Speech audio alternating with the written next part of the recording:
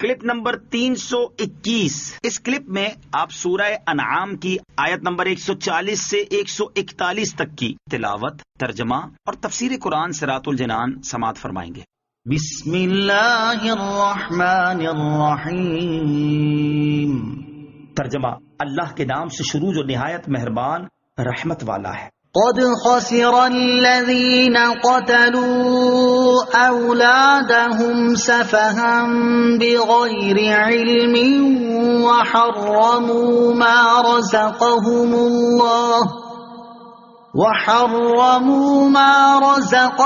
اللہ افتراء علی اللہ قد ضلوا وما كانوا مهتدين۔ ترجمہ، بے شک وہ لوگ تباہ ہو گئے جو اپنی اولاد کو جہالت سے بے وقوفی کرتے ہوئے قتل کرتے ہیں، اور اللہ نے جو رزق انہیں عطا فرمایا ہے اسے اللہ پر جھوٹ باندھتے ہوئے حرام قرار دیتے ہیں۔ بے شک یہ لوگ گمراہ ہوئے اور یہ ہدایت والے نہیں ہیں۔ قد خسر الذین قتلوا اولادهم، بے شک وہ لوگ تباہ ہو گئے جو اپنی اولاد کو قتل کرتے ہیں۔ شان نزول، یہ آیت زمانہ جاہلیت کے ان لوگوں کے بارے میں نازل ہوئی جو اپنی لڑکیوں کو نہایت سنگ دلی اور بے رحمی کے ساتھ زندہ درگور کر دیا کرتے تھے۔ قبیلہ ربیہ اور مدر وغیرہ قبائل میں اس کا بہت رواج تھا، اور جاہلیت کے بعض لوگ لڑکوں کو بھی قتل کرتے تھے، اور بے رحمی کا یہ عالم تھا کہ کتوں کی پرورش کرتے اور اولاد کو قتل کرتے تھے۔ ان کی نسبت یہ ارشاد ہوا کہ وہ تباہ ہوئے۔ اس میں شک نہیں کہ اولاد اللہ تعالیٰ کی نعمت ہے، اور اس کی ہلاکت سے اپنی تعداد کم ہوتی ہے، اپنی نسل مٹتی ہے۔ یہ دنیا کا خسارہ ہے، گھر کی تباہی ہے، اور آخرت میں اس پر عذاب عظیم ہے۔ تو یہ عمل دنیا اور آخرت میں تباہی کا باعث ہوا، اور اپنی دنیا اور آخرت دونوں کو تباہ کر لینا اور اولاد جیسی عزیز اور پیاری چیز کے ساتھ اس قسم کی سفاکی اور بے دردی گوارا کرنا انتہا درجے کی حماقت اور جہالت ہے۔ وحرموا، حرام قرار دیتے ہیں، یعنی مشرکین عرب بحیرہ، صائبہ اور حامی وغیرہ جن جانوروں کا اوپر ذکر ہوا انہیں اللہ عز و جل پر جھوٹ باندھتے ہوئے حرام قرار دیتے ہیں، کیونکہ وہ یہ گمان کرتے ہیں کہ ایسے مذموم افعال کا اللہ عز و جل نے حکم دیا ہے۔ ان کا یہ خیال اللہ عز و جل پر افترا ہے۔ ہر چیز میں اصل اباحت ہے، اس سے معلوم ہوا کہ ہر چیز میں اصل اباحت ہے، کیونکہ اللہ عز و جل نے ہر چیز ہمارے رزق کے لیے پیدا فرمائی۔ ان میں سے جسے حرام فرما دیا وہ حرام ہے، اور جسے حلال فرمایا یا جس سے سکوت فرمایا وہ حلال ہے۔ قرآن پاک میں ہے، هو الذی خلق لکم ما فی الارض جميعا۔ ترجمہ، اس نے جو کچھ زمین میں ہے سب تمہارے لیے بنایا۔ حضرت سلمان رضی اللہ تعالیٰ عنہ سے روایت ہے، نبی اکرم صلی اللہ تعالیٰ علیہ وسلم نے ارشاد فرمایا، حلال وہ ہے جسے اللہ تعالیٰ نے اپنی کتاب میں حلال کیا، اور حرام وہ ہے جسے اللہ تعالیٰ نے اپنی کتاب میں حرام کیا، اور جس سے خاموشی فرمائی تو وہ اس میں سے ہے جس سے معافی دی۔ حضرت علامہ ملا علی قاری رحمۃ اللہ تعالی فرماتے ہیں، اس حدیث سے معلوم ہوا کہ اشیاء میں اصل اباحت ہے، یعنی جس چیز کی حلت و حرمت سے متعلق قرآن و حدیث میں خاموشی ہو وہ حلال ہے۔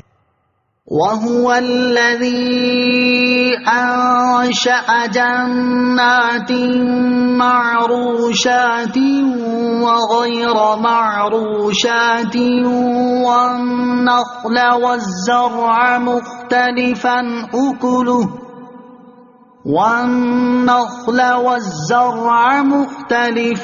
أُكُلُهُ وَالزَّيْتُونَ وَالرُّمَّانَ مُتَشَابِهًا وَغَيْرَ مُتَشَابِهٍ كُلُوا مِن ثَمَرِهِ إِذَا أَثْمَرَ وَآتُوا حَقَّهُ يَوْمَ حَصَادِهِ وَلَا تُسْرِفُوا إِنَّهُ لَا يُحِبُّ الْمُسْرِفِينَ۔ ترجمہ، اور وہی ہے جس نے کچھ باغات زمین پر پھیلے ہوئے اور کچھ نہ پھیلے ہوئے، تنوں والے اور کھجور اور کھیتی کو پیدا کیا جن کے کھانے مختلف ہیں، اور زیتون اور انار کو پیدا کیا، یہ سب کسی بات میں آپس میں ملتے ہیں اور کسی میں نہیں ملتے۔ جب وہ درخت پھل لائے تو اس کے پھل سے کھاؤ، اور اس کی کٹائی کے دن اس کا حق دو، اور فضول خرچی نہ کرو، بے شک وہ فضول خرچی کرنے والوں کو پسند نہیں فرماتا۔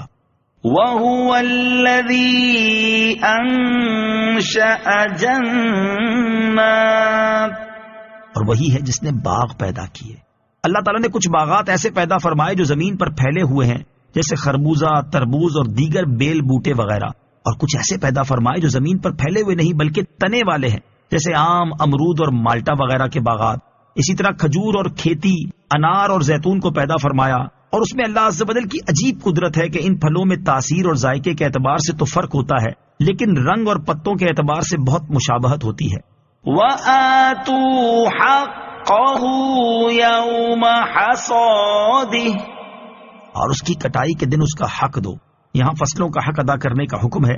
اس میں سب سے اول تو عشر یعنی پیداوار کا 10واں حصہ یا نصف عشر یعنی پیداوار کا 20واں حصہ داخل ہے، اور اس کے علاوہ مساکین کو کچھ پھل وغیرہ دینا بھی پیداوار کے حقوق میں آتا ہے۔ وَلَا تُسْرِفُوا، اور فضول خرچی نہ کرو۔ مفسرین نے فضول خرچی کے مختلف محمل بیان فرمائے ہیں، چنانچہ مفسر سدی کا قول ہے کہ اگر کل مال خرچ کر ڈالا اور اپنے گھر والوں کو کچھ نہ دیا اور خود فقیر بن بیٹھا تو یہ خرچ بیجا ہے، اور اگر صدقہ دینے ہی سے ہاتھ روک لیا تو یہ بھی بیجا اور داخل اسراف ہے۔ حضرت سعید بن مسیب رضی اللہ تعالیٰ عنہ کا بھی ایسا ہی قول ہے۔ حضرت سفیان ثوری رحمۃ اللہ تعالی علیہ کا قول ہے کہ اللہ عز و جل کی اطاعت کے سوا اور کام میں جو مال خرچ کیا جائے وہ قلیل بھی ہو تو اسراف ہے۔ امام زہری رحمۃ اللہ تعالی علیہ کا قول ہے کہ اس کے معنی یہ ہے کہ معصیت میں خرچ نہ کرو۔ امام مجاہد رحمۃ اللہ تعالی علیہ نے کہا اللہ عز و جل کے حق میں کوتاہی کرنا اسراف ہے، اور اگر ابو قبیس پہاڑ سونا ہو اور اس تمام کو راہ خدا میں خرچ کر دو تو اسراف نہ ہوگا، اور 1 درہم معصیت میں خرچ کرو تو وہ اسراف ہے۔